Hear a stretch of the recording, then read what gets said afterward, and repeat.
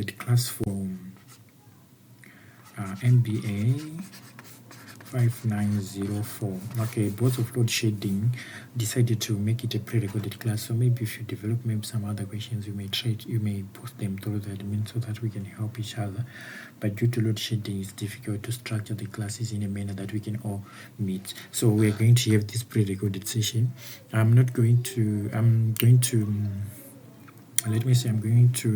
conduct it in a way like just structuring the three parts of the patients in a manner that I'm sure when you get the slide, you're able to identify it. So I've decided to put it on a slide.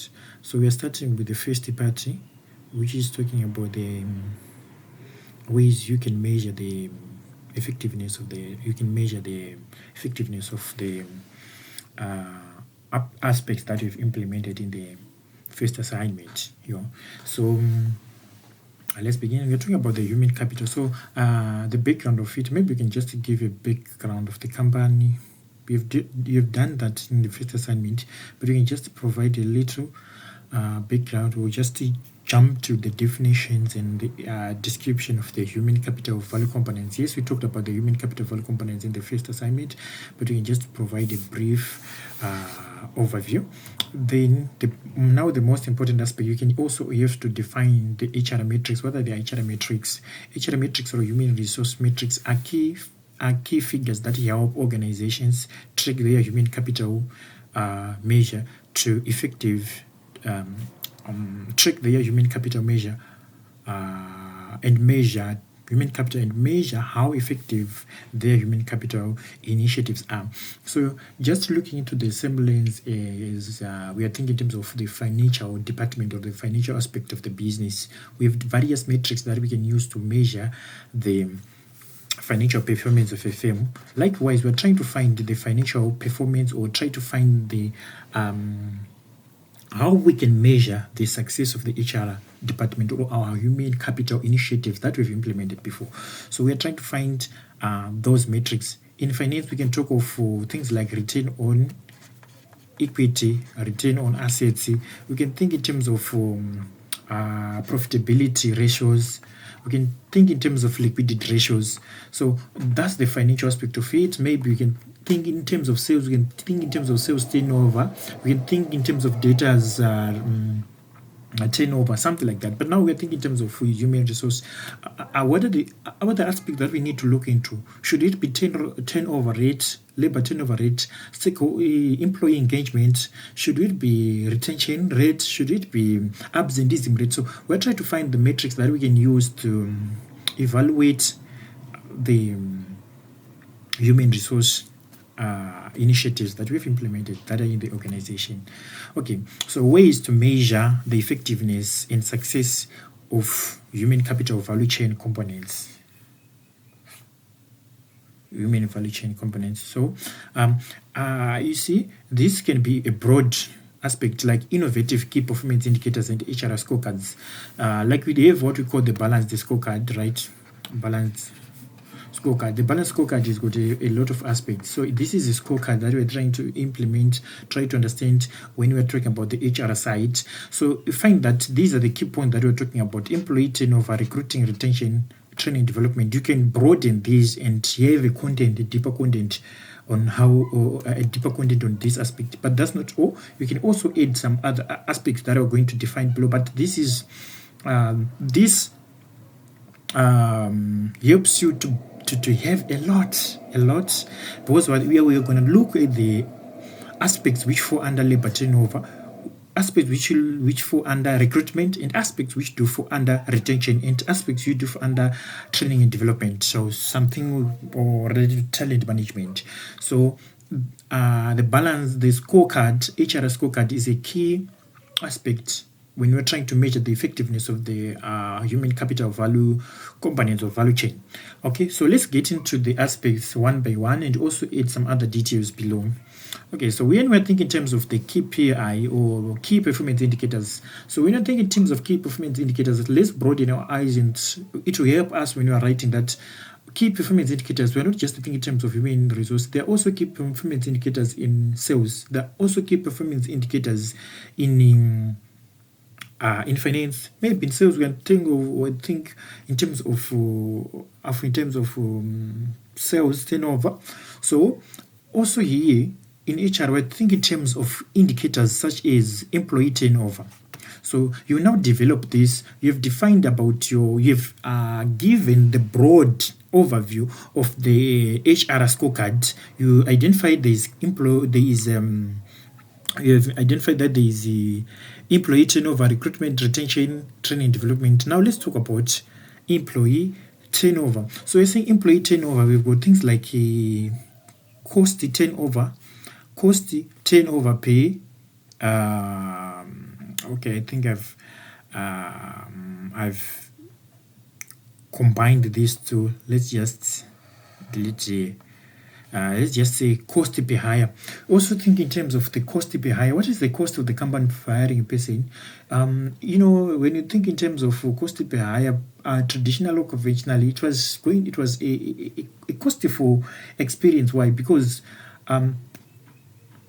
usually we're going to have a lot of preparations prior to hiring. But now, maybe because of technology, hiring can be done online. You don't need to advertise a lot. Maybe it's just being done on LinkedIn. Even the meetings can be conducted online. So we also need to think in terms of the cost per hire, right?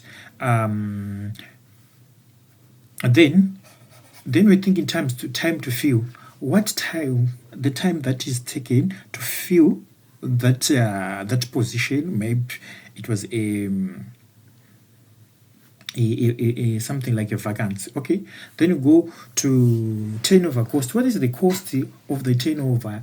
A business might have a turnover rate of 5 to 10%, but a business might have a turnover of maybe 10 to 15% or 30%. That becomes too much, and there's a cost that comes with that level of turnover. So we have to broaden also our lens and try to think in terms of the cost of turnover, because turnover, it might be a very costly. Why? Because we are not just thinking in terms that someone has left the job and we're going to replace with another person, but when they leave the position, and maybe it is a key position, maybe we're going to lose some revenue because a key employee is left. And also, we are going to also to incur costs related to advertisement, trying to find a new person. And remember, the person that is left the company, we might have already given them some various training and the experience. And losing a person losing a key employee is very costly for the business, because also we are not only thinking in terms of the financial aspect, but also in terms of the culture. You are trying to bring a new person who wants to learn the culture, wants to blend with others. So there is a high cost that is related to turnover. But I also suggest that when you are explaining these things, also try to get on internet, try to understand the aspects of turnover. But those are the aspects that you need to explain. Turnover rate. What is the turnover rate? A turnover rate may be of like what I said, 5 to 10% is reasonable. But when the turnover cascades to 10 to 30, that's now something that raises a question. Something is wrong with the company. So when we are trying to measure the effectiveness of the value chain components, we're trying to find that what is our turnover rate. This turnover rate is too much. Something is wrong with our management. Something is wrong with the culture. Something is wrong with the company policies. Maybe we're not trying to think in terms of the things like power distance in the company, and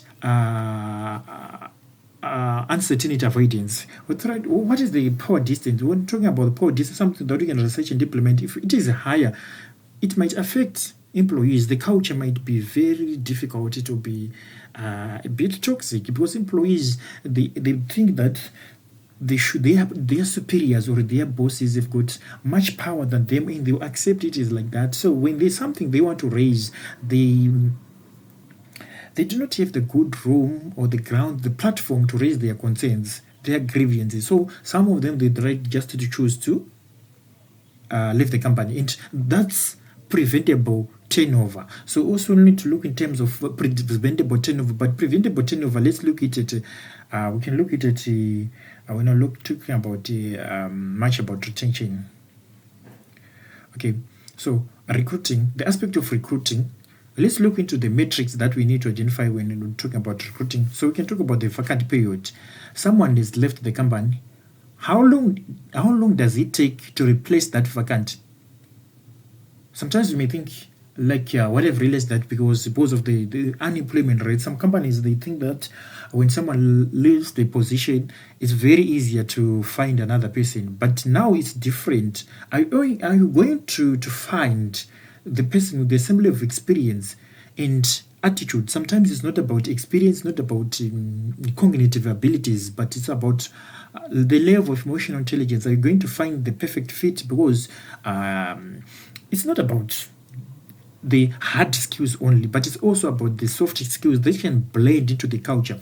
Because I still remember this book, Shiv Kera, on his book You Can Win, once said that ability without flexibility, reliability, and dependability is a liability. So someone can have the ability, but they are not flexible, they are not reliable, and they are not dependable. At the end of the day, they become a liability. So at the end of the day, we are trying to find how long does it take. Someone left the position. Are we going to have 6 months before replacement? Is it 2 weeks? Is it 3 weeks? How long? And the time frame determines the loss to the company, because if it is a key position, it means the space is there's some duties that are not being carried out and some revenue that is lost, or maybe production is going to be reduced because of a key employee. And the other issue regarding that is that sometimes it is difficult to figure out the loss, because sometimes it might not be tangible or something that is quantifiable. So sometimes it might not be easy to figure out the magnitude or the magnitude of the loss.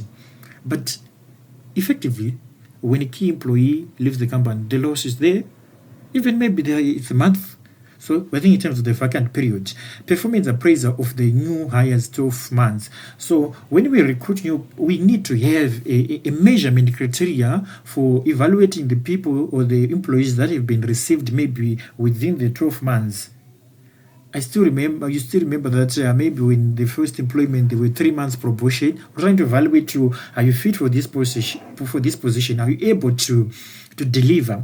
So within the 12 months, we try to see, is there a benefit? Are these people performing good? Have we made the correct hire? Is this person the correct person for this position? So there should be performance appraisal for the new hires maybe within the 12 months, so that we can evaluate the effectiveness of our HR value chain or our HR components. Are our recruitment good? Okay, financial impact of poor hiring. This now also depends with the different types of organizations. You see, maybe let me just give an example. I still remember, but this one might not be directly related to poor hiring. I still remember this big retail store. They had a serious loss. I cannot mention it as a serious loss, but it's something that is not okay in business. They had a branch that was located, I think, far away from the airport, or maybe fast transport, something like that.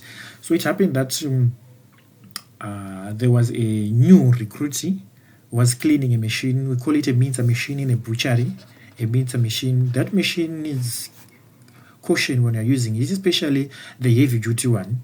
So you see what it happen, how it works. It grinds the meat and it make them into small pieces that we call means. Okay, so the guy was cleaning, and not sure it was a mistake or what.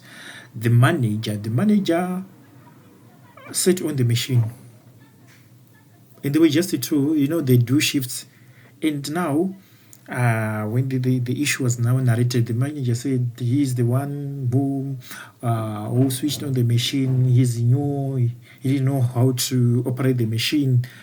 But now it was a disaster. And the people who came for first aid, they realized that it was something that was out of their hand, and even calling an ambulance, it was going to take time, because the only person who was going to able to assist the person was far away. So they hired a helicopter to ferry the guy. Fortunately, the guy survived, but his hand was already damaged. So you might find that person being compensated maybe for a lifetime, because you've destroyed someone's future. So we need to have people who know what they're doing. Let's just think in terms of the trucking industry. You've hired 20 truck drivers, and 5 of them, they are not experienced, and your 5 million or your 3 million truck just went off, is destroyed, or is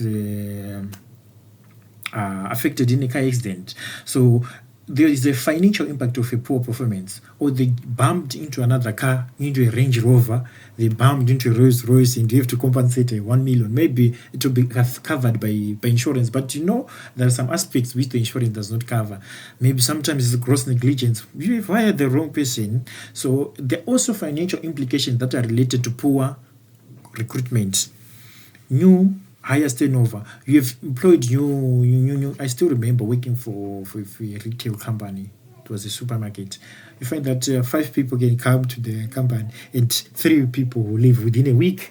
Someone will justify you just to go home and to not come back. So, just an example. What is the new highest turnover rate? You've maybe 5 new employees.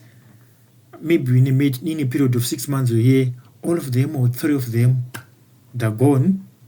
That speaks something. So you have to measure those things and find what's the cause. So having those metrics will help you to identify the problems within your company. And at the end, you are going to say that we've also added something related to exit interviews. You might interview the people. What's the problem? So that you see what's the problem within your value chain or value components. Also, so we see that these aspects that they're a bit related. Like we talked about the turnover and retention. It seems something that they're same, but let's talk about the retention in this aspect. We're talking about diversity turnover and preventable turnover. Diversity turnover is a turnover here related to a specific group. You might find in a company there's a specific group of people who are just are leaving the company. Maybe they are, let's think in terms of gender. Maybe you find that most of the female employees are leaving. What's the problem? And if you try to check the trends, so when you think in terms of HR now, there's now HR analysis, data analysis. We can try to check the trends. Why for the past 5 years, the highest rate of employee turnover is related to the money. Maybe the environment is not conducive. Maybe the environment is charged is wrong. Maybe we need to improve the environment in terms of maybe harassment. So those are the other things. Maybe it's a particular race. Maybe we find that a certain group of people are leaving the company. Maybe they're whites, maybe they're blacks, they're leaving the company. There might be some stereotyping, there might be some prejudice, there might be some aspects or factors which are pushing them to leave the company. So we are trying to look at the diversity and turnover. Essentially, we think in terms of diversity, reducing employee turnover, but we might find a group of employees who fall within a particular ethnicity background or a particular race leaving the company. What's the cause? If we have those metrics and have those measurables, it helps us to identify what needs to be corrected. Maybe the management has got an attitude towards a certain type of people, or maybe there's some inner cultures within the company, inner groupings, which are preventing teamwork flow in the company.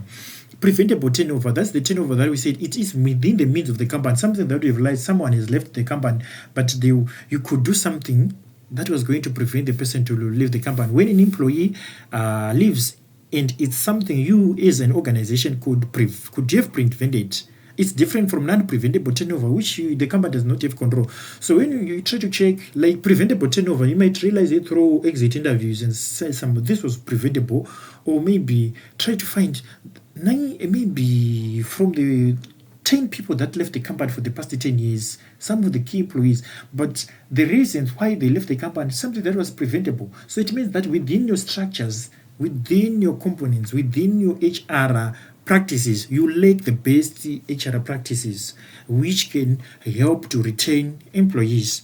So it is important to try to also to have a metric that's for try to check in retention in terms of diverse turnover and preventable turnover. Training and development. Okay, when you're thinking here, we're tracking times in learning and growth opportunities and satisfaction. How employees are satisfied by the growth potentials existent in the organization and learning opportunities. Companies have got different structures. I was talking about someone that said that the company has a policy which does not allow anyone to grow or to rise to the managerial position if they have not gone through the graduate training with the organization. The company is big, is a big company related with utilities.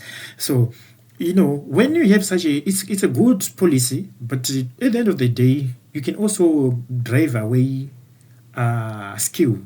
Because if someone knew that, how can they go and get employed to such a company? You're an engineer, how can you go and employ such a company? That you know that the highest, you have got already a ceiling above you, there is no growth potential, there is a limit because you have not gone through the graduate training.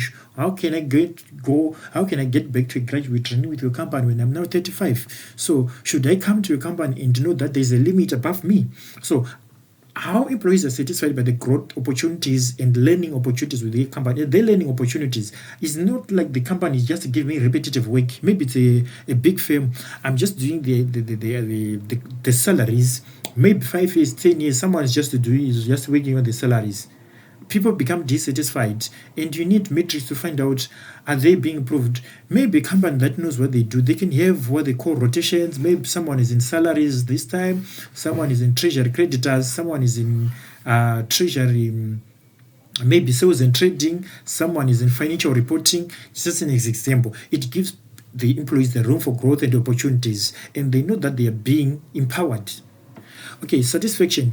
Promotions opportunities. Are there promotion opportunities in the company? That's the same thing that I was talking about on the first aspect, that if you are saying that someone cannot be a manager when they have not been part of a graduate training, yes, we might have brought a lot of employees which became your graduate trainees, but that create opportunities for employees. It becomes also tricky because it's not only your company which manage to have talented employees. It means you have limited your recruiters. If it pops up to other employees, they will not be willing to join your company because there are not enough promotions for opportunities. Okay. Also, co-worker relationships. What is the relationship between co-workers? You have to try to have metrics to find the relationship with co-workers, because it is important to have teamwork. Teamwork is very important. So if there is bad relationship between co-workers, effectively it is going to affect the output. It's going to affect the overall achievement of the company's objectives. Superior subordinate relationship. It's also important to find the manager-employee relationship. Are they in good books? Because that will affect performance, increase absenteeism, increase work politics. So we have to find the aspect of job satisfaction. As their satisfaction, okay, so it also goes to the issues of training and development. You might find that the problem between the superior subordinate relationship, it might be related with the manager. It might be related with the employees. They might need to be trained on how to manage. I still remember also the example that I gave when it comes to the retail industry. We find that the manager does not even have any understanding of relationship management, employee relationship management. Maybe they just went through the ranks by experience, but they do not know how to communicate. They've got poor communication skills, poor negotiation skills, poor conflict resolution skills. So at the end of the day, it will be just an environment that is charged with anger, and subordinate and superior subordinate relationship with bad, and that's something that should be evaluated and improved. Okay, human resource benchmarking. You've been talking about that first part with the first picture. Now let's talk about human resource benchmarking. We're not think in terms of benchmarking. We're trying to think in terms of comparing our company with other companies, or comparing the past with the present. When you think in terms of benchmarking, we're saying that last year you obtained 50 million as profit, this year 20 million, next year 60 million. We're trying to compare the different periods. But the most important aspect of benchmarking is to compare ourselves with peers in the industry. Like it's Pick and Pay, which is comparing its HR strategies with the ShopRite, Game, or Massmart brands, maybe that's builders, so that we find your position with regards to the industry. You might find a trend where employees are coming from Pick and Pay and they're being employed at Checkers or ShopRite. Why? Because these are the same industry. So this company might be only doing the work of training employees who are going to a better company thereafter. So you have to benchmark yourself with other companies. So we're saying human resource benchmarking is the process of comparing your organization's key human resource metrics to those from similar business. So you can also compare your human resource metrics to those of peers or other industry players. Okay, it might be MTN, then the CLC. You see, HR benchmarking can also entail comparing your present day metrics to the metrics to results from years prior. You might find an improvement, or you might find a downward trend. You're going down. What's the problem? Something's wrong maybe with your management. Something is wrong. Maybe there's a missing link. There's a weakest link within your human resource. So you have to find that weak link and it's corrected, because a system is as strong as its weakest link. If you've got a weak link within your chain, that chain will affect the whole, contaminate the whole system. So you have to find out your link. What's the weakest link? I still remember you understand the issue of the weakest link from our previous modules. When we're talking about the Game being the weakest link in the Massmart brand, both games making losses, so it becomes the weakest link. You might also have a weak link within HR. You may have to pinpoint that weak link, and correct it, because it becomes a loophole, or it becomes a drain for the success of the organization. Okay, key areas with regards to benchmarking. It helps you to identify organizational problems. It helps to pinpoint your organization, where your organization is succeeding.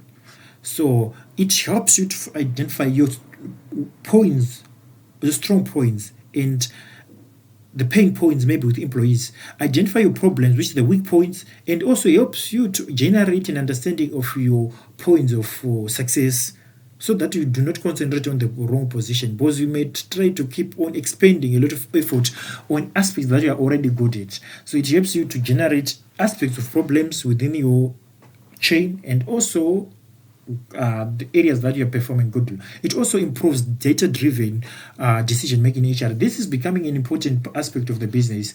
When you're trying to superimpose or try to embed the issue of data science in our HR practices. So instead of just having the data for the past 5 years or 10 years, just keeping it in files, we can try to use that data for predictive analysis, or try to analyze what are the problems in our HR. So if we have the benchmarking, or try to find other metrics from other companies and we compare with our metrics, we can bring insightful or meaningful conclusions from that data. Just to think in terms of the 10-year trends of turnover, we can find that for the past 10 years, the employees that we live in the company, they're just the females or the blacks. That will give us an understanding or in meaningful result that something is wrong within our company. There might be some stereotyping. There might be some problems regarding to this race within our company, or to this gender. Maybe they're just the male candidates that are living in the company. So we help us to understand that there's something that needs to be corrected, something's wrong. So now HR is no longer traditional or conventional. It is now embedded with the data science. We can draw insightful and meaning conclusions from the data for decision making, and we can also project and even prepare for future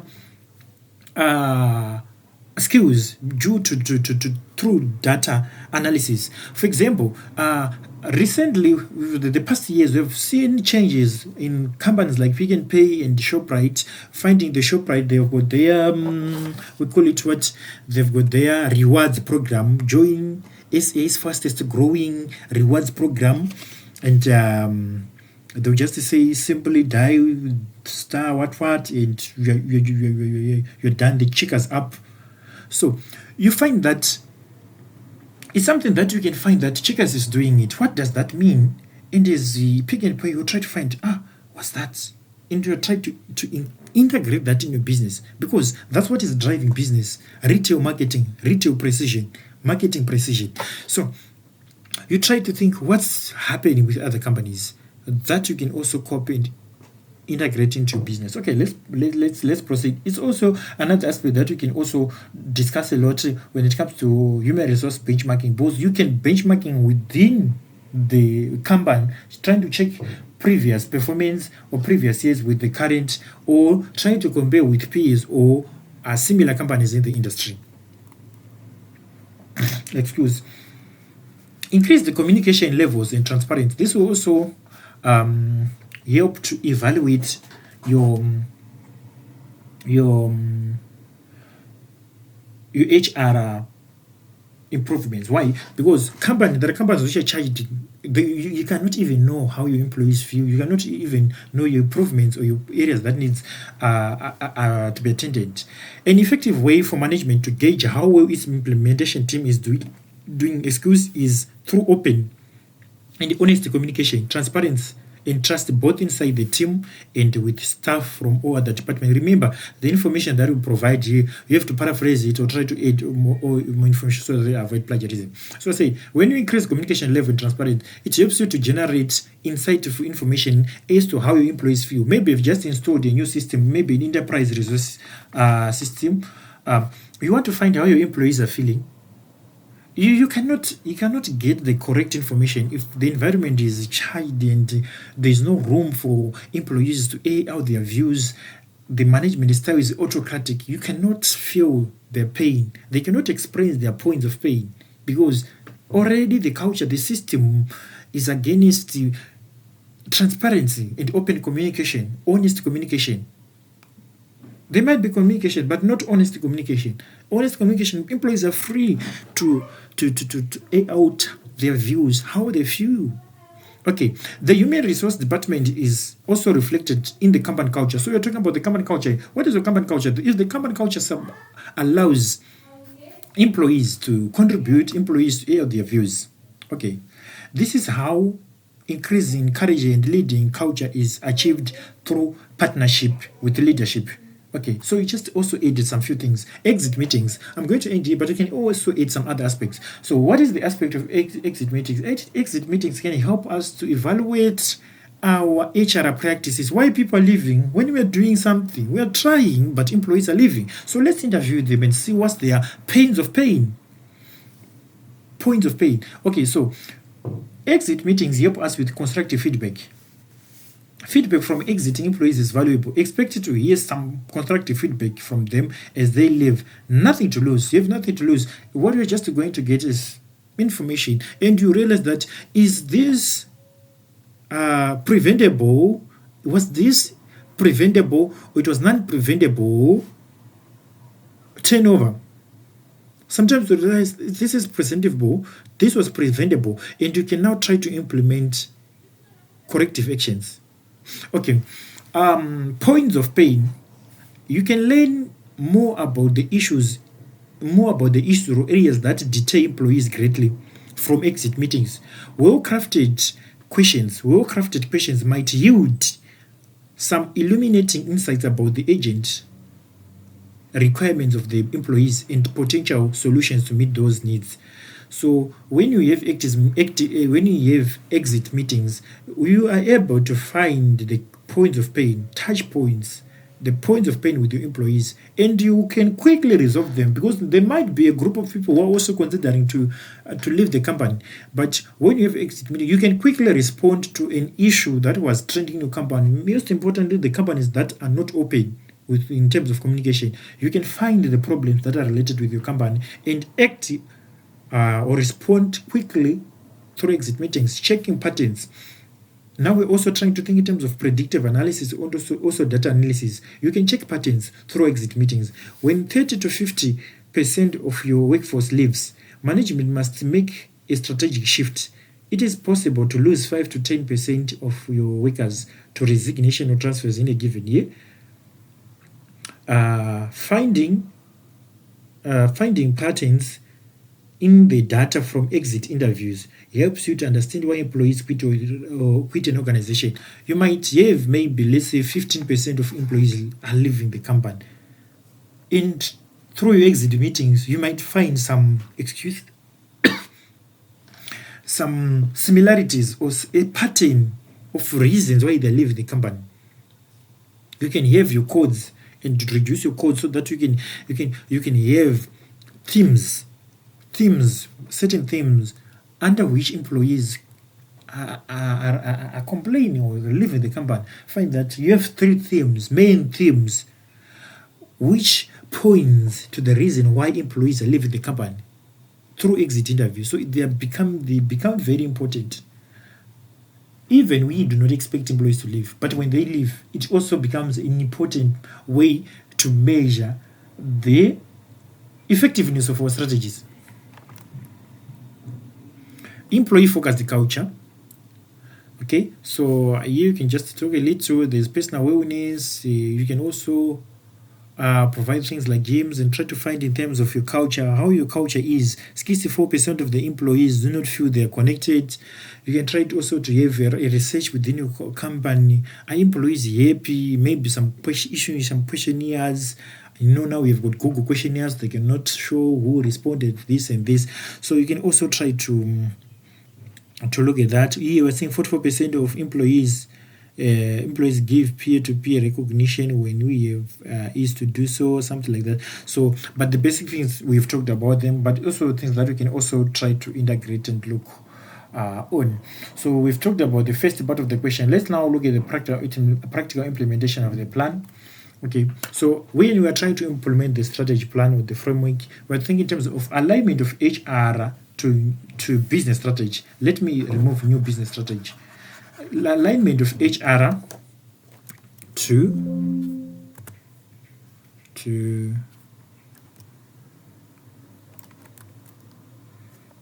okay. Okay.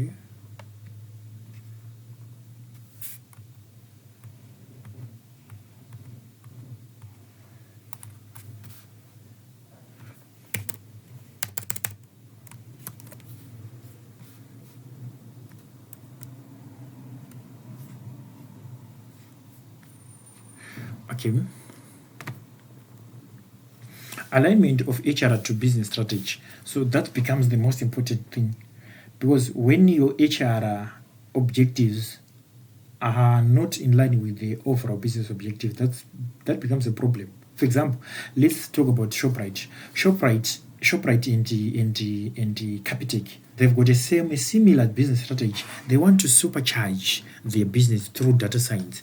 If you see Capitec has invested substantially in data science and technology through their mantra or their theme that making banking simple, bring simplicity in the banking sector. Okay, so they've tried to integrate that, and as such, the HR department has devoted itself to increase recruitment and training in the aspects of data science and technology. Now I'm sure Shoprite has got a Shoprite Data Science Academy in Cape Town, if not mistaken. So you find that the HR is now integrating the vision or the business strategy is with their initiatives. Okay, so in order to effectively align human resource with business needs, a company's overall business strategy should be the starting point. What is the starting point? Where are we going? We want to improve in technology. We want to make banking simple through technology. So maybe we might need in academy. Maybe we need to fund our employees with the bursaries. Maybe we want to find them to invest in data science, or maybe some other technology related aspects. Maybe that's the cyber security. Maybe that's the aspect that help to reduce money laundering. Because when I think in terms of data science, that's the system which works like you always swipe a maximum of 5,000 rand in a week. When you swipe 10,000 and the following week you swipe 10,000, or the following day you swipe 20,000, that transaction may be rejected. Why? Because they think that someone who wants to steal money from you. Why? Because they use analog and some other algorithms to check your past transactions and detect suspicious transactions. So it helps to avoid fraudulent activities over the accounts and also money laundering. So you say, okay, more importantly, employees should be seen as link connecting human resources to business strategy. So like the example that I was talking about, you are trying to integrate data science into the business and try to make banking simple. We want to reduce money laundering, we want to reduce fraudulent activities. We can do that. We want to achieve that business strategy, and the human resource help us to achieve that, because we need the data scientists, we need machine language, we call them machine language engineers, not sure, cyber security experts, those people who can help us to develop those systems. Maybe the data engineers, maybe the data modeling or machine modeling model engineer, something related to that. Yeah. So they will become a vehicle towards the achievement of the business strategy. In today's changing economy, there are countless ways to recruit, train, attract, invest in, and support employees, but it is impossible to tackle every initiative all at once. Aligning business strategy gives HR a strategic focus and helps prioritize goals. Okay. Also, master and collaboration. To drive collaboration, companies must first make sure employees behave in ways that support knowledge sharing. Okay, HR plays a key role in motivating and rewarding employees to collaborate. So it is the role of HR to create that culture or to implement that plan.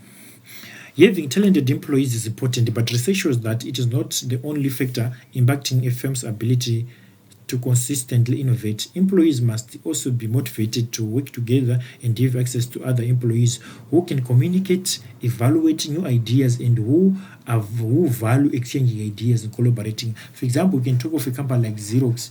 I'm sure this statement says on tea breaks, the guys will meet together discussing about how they can improve the printing system, the printers and the like, how can they be innovative. So collaboration becomes important, especially in big organization. When you also allow synergies to flow and blend the organization, it helps the success of the organization and it helps to improve the value of the HR.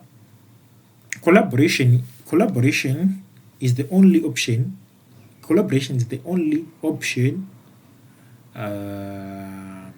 Here there's something wrong, and it must include participation from all stakeholders and business partners. The business can use the collaboration strategy to plan future human resource initiatives and broad objectives. Okay.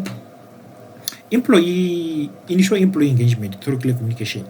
So this is a plan that we use so that we make sure that we are implementing the plan, because sometimes when there's no communication, there's nothing that can move. So say in any organizational structure, engagement and communication can be seen as vital to health and success of the business.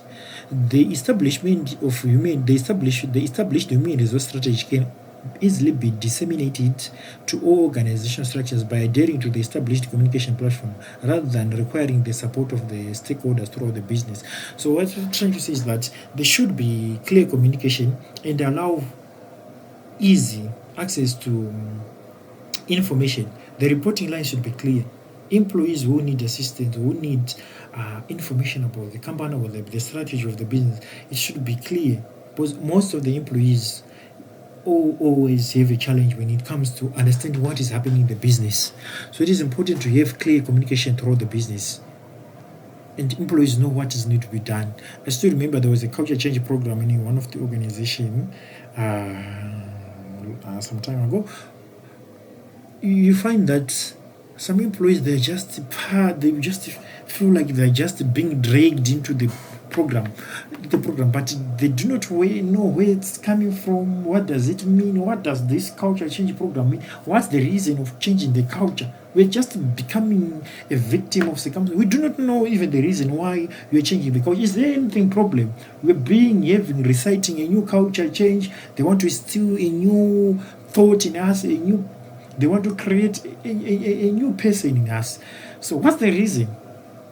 There's no clear communication for why we are doing that. That's the reason why you find that there'll be a lot of resistance, because the employees are not even aware of why they are doing what they are doing. Why are we doing what we're doing? Okay. Real-time measurement of results, data science. So this is also becoming important. Real-time measurement of results is now flooded in finance, in marketing, real-time, like real-time POS machines. When someone swipes, that data is going to be sent to the data warehouses, which is going to be developed for insightful aspects like you've been swiping. You'll find that at the end of the day, you're being suggested some products on your app or on your phone, because they can use the data to find what you're looking for. Like just to search for something on your computer. The following days, you're just doing some other things. You just find the table that we've been looking for is now being displayed. You're being advertised. There's some advertising related to some tables, some desks, some chairs. They're trying to give you what you've been looking for. So that's the same with the real-time data science. We're trying to find, in terms of employee happiness, we can try to do real-time measurement and find our is the strategies that we've been using working. When we have real-time measurements, we have what we can say, we have a real-time understanding of what is going through the organization.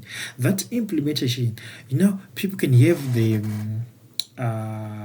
ways that they can use to find the employees' satisfaction or the employees' mood through various systems. Okay, so it becomes important so that you see maybe the reason why there's poor customer service is because the mood of the employees is not good. So real-time measurement helps even to understand the mood of employees, and the mood of our employees has got an impact on customer service. So when we are able to track real-time mood of our employees, we can quickly respond, because we know that the mood that our employees are in bad mood, this will likely to affect our customers. Okay, a key instrument in human resource management is the ongoing real-time measurement of results. Poor performance scorecard and KPIs are just two of the instruments that may be used to assess employee performance. The human resource team use results measurement to create rules that allow progress and uphold highest performance standards. Okay, you are also saying that it's a continuation. Importance of employee engagement in real time. Okay, I've gone a bit. Okay. Yeah. Importance of employee engagement in real time. With ongoing pulse check, you can find out about problems when they actually okay. Not 3 months later when employees' retention is a problem or sales profits plummets. Okay. So what you're saying is that you can also have some strategies like what do they call it? Those check-in, which you can try to find the pulse or the temperatures and the like. You can try to find a lot of insightful information about the employees, because when the employees are logging in or doing something, all that information you can receive it and find that there's a problem with your employees. Maybe it's a new system that has been installed. It has changed the mood of the employees. Maybe it's a negotiation that was happening regarding salary increment, and it was unsuccessful, or there was a lot of debate and the increment was not correct. You can also find the employees smooth just using the systems that we have today. Okay, when your team managers get a real-time engagement report, they will know how their people feel today. this is what you need from an operations point of view to improve in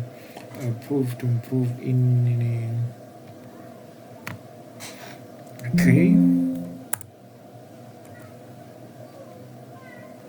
Okay, in the daily aspect of the business, I think I deleted something there by mistake. Okay, so that's another aspect. Okay, also enhance the research and development. The company under consideration, your company, that example, needs to have appropriate structures in place in order to implement the strategy in an organization. The structure may take the form of marketing, finance, human resource, or even research and development. There are numerous changes in the environment that firms operate in, and this necessitates research and development. So, also another aspect in the implementation aspect, we also need to understand the issue of our environment, research and development, because now we are finding that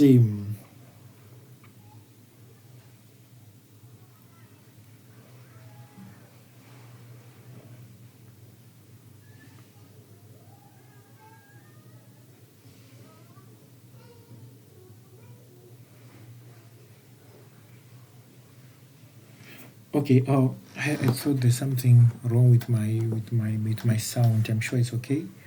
I'm sure it's audible because it's a pre-recorded class. So sometimes I may not quickly realize how is it recording correctly. So one thing that the company also needs to have research and development, trying to find the environment, what is happening in the environment, like what we call it sensing, environmental sensing. We're trying to think what is happening in the environment, scanning, environmental scanning. Are we able to scan the new things that are happening in the environment? Maybe now we've got due to COVID-19, employees are working from home. There's some other areas that we need to understand. How can we improve performance when employees are working at home? How can we improve our recruitment when we are recruiting online? All those aspects. So it's also another important aspect.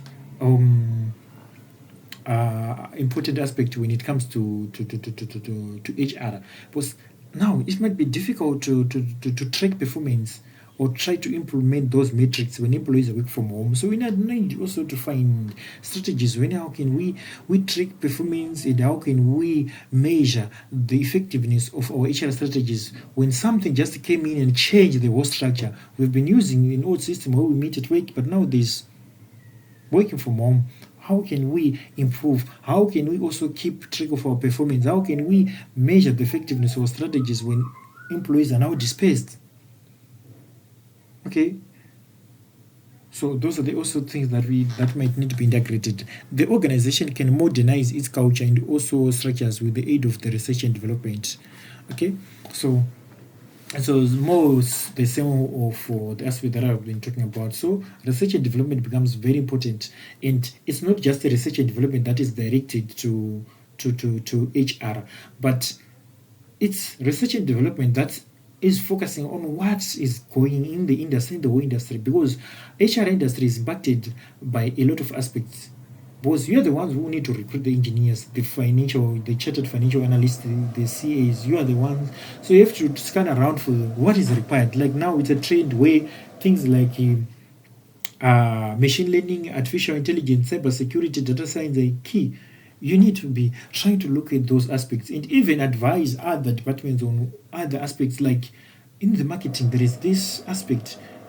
You are trying to go ahead and think ahead of the skills that might be required in the future. Okay, now let's move to strategic value of the proposed framework. What is the strategic value? What is the value that is going to be bring? What is that? Okay, we can talk of the human resources strategic asset.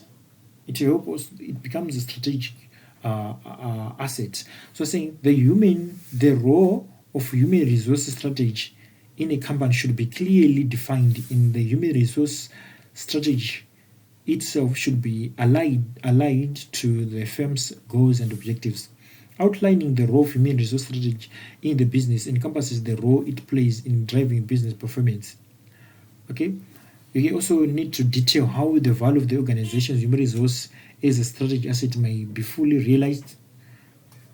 And this involves mapping human resource to the organization priorities to create a measurement framework. In other words, identifying what is needed for human resource capital strategically to meet organizational priorities. So some of the things we just paraphrase and increase all information. Also, it helps for the development of human resource practice and system, right human resource practice and systems. Okay, like the 7 key or the 7 human resource based practices. Employees need security. So when we have something that is practical that we've implemented, it helps us to provide security to employees. It also helps us to select the right employees, hiring the right people. It's important to hire the right people because there is costs that are related to hire the wrong people. Self-managed and effective teams. Today, business they usually needs teamwork and collaboration. So it is important to have such in place, to have systems and practice that encourage teamwork and departments that can manage themselves, or employees who can manage themselves, who can relate to themselves well, who can be a team without even the need for a supervisor. Fair performance-based competition. When we have those systems, that framework in place, it helps us to identify, to measure performance. So we're talking about performance measurement. It helps us to understand even our rewarding system. Also, in the same aspect, the rewarding system should be good in such a manner that you do not try to so that other employees are not important than the other. But when you're saying fair and performance based compensation, when we have those metrics that help us to understand and to understand the performance in the business, it helps also us to understand how should we reward our employees. They're performing good, they should be compensated well, they should be promoted. Also, training in relevant skills. When we have research and development in our business, and we value research and development in the human resource, it helps us to train employees ahead of time. Maybe it's a banking platform, it's a banking business. We can think in terms of money laundering. We can think in terms of cyber security. We can think in terms of machine learning. We can train our employees ahead of time in those aspects of data science. Now data science is becoming a skill, but some other banks have already integrated data science in their structures. So it helps us to plan our training and development when we have structured our human resources in such a manner, creating a flat and egalitarian organization. Okay, this is related to how we treat our employees. We have to also to understand that as much as we can say this employee might be important than the other, but that should not be something that is clear in the organization. Everyone is important to the extent that even when we are providing our health benefits, there should be no differences in like providing the health benefits. Someone is sick, there should be no difference between a manager and a line worker, a manager maybe and a cleaner. If they are all employees, they should have same treatment when it comes to things like health. Because when you show differences, we're trying to show that someone is better than the other, of which that's not good. And this concept is highly important and was mostly used in Japan. But it's important to show that all employees, you are important and you're equal. Okay. Making information easily accessible to those who need it. So information becomes one of the difficult aspects in today's organizations. Some employees, they are not even aware of what's happening in the organization. Information will just flow through grapevine and gossip and the like. So it's important that information will flow. When we have implemented a structure or implemented a plan that allows clear communication, it helps information to flow easily. Those who need information can easily access it. Okay. Predictive analysis. Okay, it also helps us to improve in predictive analysis or predictive HR analytics. Predictive HR analytics offers a way to help leaders make informed decisions that nurture an enthusiastic and high-performing workforce. Effective and ethical use of HR analytics can empower companies to identify, hire, engage, and retain quality employees who align the company culture and are excited to contribute to its growth. For example, HR leaders can incorporate predictive analytics to design an effective career development program that addresses competence gaps and future competence needs, allowing them to train employees in the desired learning trajectory. Like the issue of data science that I was talking about, it's something that we can see that this skill is coming into demand. You can train your employees like ShopRite, the ShopRite Academy for data science. It's a skill that is highly demanded. Like now, if you type on internet, top skills, you can find data science, cyber security, machine learning, artificial intelligence.